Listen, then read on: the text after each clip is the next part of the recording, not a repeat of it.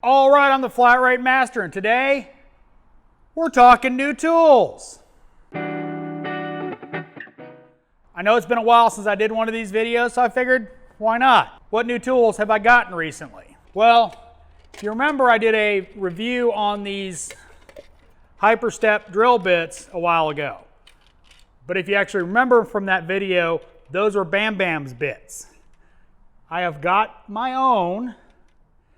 So they are awesome. If you watch my Are You Service Ready as a Tech, you noticed I got more Torx from Matco and these Volkswagen Audi triangle things that, I don't know, we'll see if we ever actually use them. Got those from CTA, neither one a sponsor. All right, a couple little tools I got, but hopefully it'll come in handy. This is a tool for doing parking brakes on a Toyota Sequoia, Tundra, 4Runner, you know, where the axle seals start leaking and you got to take the whole thing apart because Toyota likes to be difficult on that kind of stuff.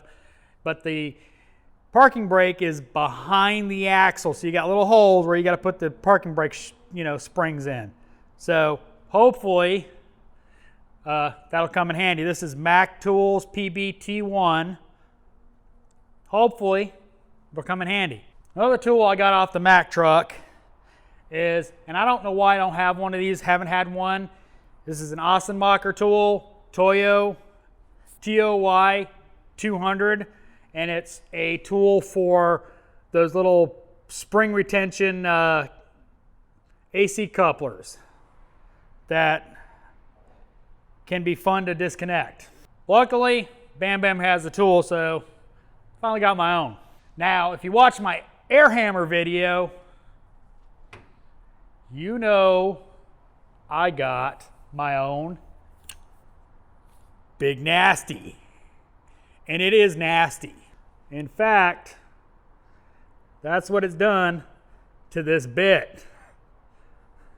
And what it did to this bit. And it wasn't even, all I was doing on this was pushing a CV axle that wasn't stuck. I just thought I'd try Big Nasty because I had a new tool. Bent the snot out of it. I haven't fixed it yet, but I'll grind it down. Not sure Gray Pneumatics bits are going to be the best. May have to find somebody else, but yeah, it's got the beans, as Eric O would say. Now, the last tool I'm going to talk about, and I've gotten a lot of response on just showing this tool in a couple videos. It is the new Snap-on Digital Multimeter Advanced. You want to know why I got it? Right there. The screen. I like the backlit screen. I'm going to be doing a review on it. Don't worry about it. I just have not had enough seat time with this tool, using it, getting to know it, to be able to do a full review on it. I mean, I can do I bought this new tool like I'm doing right now, but I don't have enough seat time with using it in real world to go, is it worth it?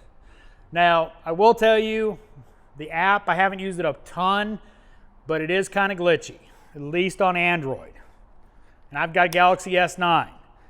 So I did get asked why I would do that. Why would I get a multimeter when I've got two scopes?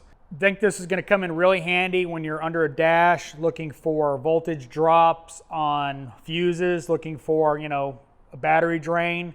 One, backlit screen. When you're under a dash and you're, trying to make sure where you're poking has light, you may not be able to see the screen, as I can tell you. So far, I like it, but once I get into it and get enough time with it, actually, diagnosing cars with it, I'll let you know how I really like it or not. So I hope you liked this video of my new tools. If you did, give me a thumbs up. If you want to see those videos, go watch them. I'll put them in the description.